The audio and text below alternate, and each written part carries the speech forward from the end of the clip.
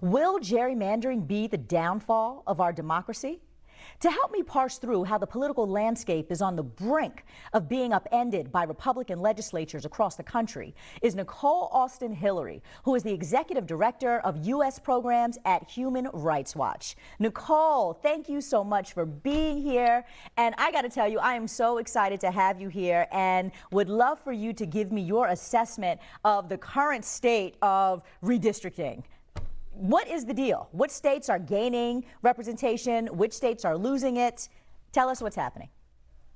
Well, first of all, thank you for having me on the show tonight. And what people need to understand really underscores what you have been saying so much in your show is that voting matters. What happens when we have redistricting is that it is based on the census numbers. The census numbers determine how many electoral seats are available in each legislative district in each state. So based on those numbers of people who are counted, based on how people raise their voices, that is how we determine legislative power. And what we see happening across the country is that states, mostly those states that are run and overseen by members of the Republican Party, and in terms of the gubernatorial office and in terms of the state legislature, they are changing the balance. We see a shifting of power because what people need to understand is that those people who are elected to your state assemblies, to your state legislatures, those are the people who are the decision makers who redraw the maps. The maps are redrawn after the census, and that's what determines the legislative districts. So when we see one party in power that is trying to make a shift, what we often see is that that party is trying to redraw those lines for the benefit of their party, not necessarily for the benefit of the people and what they need, but often based on political decisions and political priorities. So part of your work at HRW entails looking at violations that are committed by people who abuse our systems. How have you found that this abuse leaks into the electoral system? Well, what folks need to understand is this.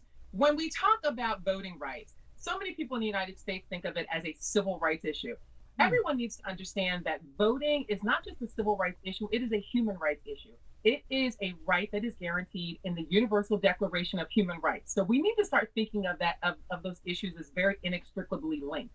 And so for us, we look at communities where power is being diluted, where we see that the voices of the community members are not being allowed to speak out, where we see that people's right to fair and adequate representation is being undermined. That's where we like to get involved.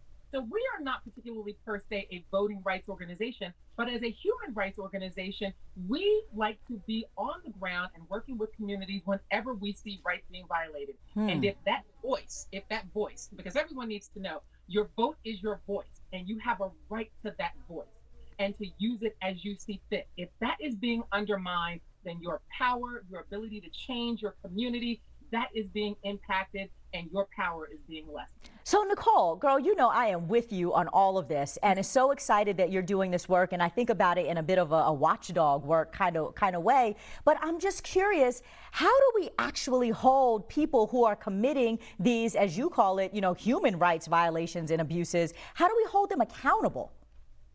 Well, there are a couple ways we hold them accountable. Number one, get out and vote. The people who you elect, as I said, it is your state assembly members, your state legislators. They are the decision makers and they are the ones who are charged with redrawing legislative maps. If you vote for the people who you think have your best interest at heart and the interest of your community at heart, then you are putting people in positions of power who will make decisions based on what is in your best interest. That's number one. Number two, there are lawyers and advocates all across the country who are closely watching how these lines are being redrawn and how the redistricting process is taking place. There are rules and regulations that have to be followed. And these watchdogs, as you said, if you will, are watching to make sure that all the I's are dotted and all the T's are crossed and that redistricting is being done properly and in a way that is equitable. And if it is not, advocates have an opportunity and really the responsibility to sound the alarm. Lawyers who work on voting rights have the opportunity and are indeed watching closely so that if any of those mechanisms are not being followed as they should be, they are going to challenge the redistricting lines that are drawn by these different states and jurisdictions, and they're going to call out if they think something is amiss with how that process is taking place. So I know you think about these issues too, just kind of comparatively in the global context. Many people in our country believe that the United States has a model democracy. But the truth is that under a two-party system, somebody's inevitably going to be left out without representation half of the time as the pendulum is swinging either blue or red. So I'm curious what your thoughts are about our system of representation versus proportional representation that may exist in other countries. Well, in other countries, and there are at least 90 countries out of 195 countries that use proportional representation. And proportional representation stands for two things. That one, that every individual voter has an opportunity to have their interests represented, and that the parties that these voters put in place should be equally represented.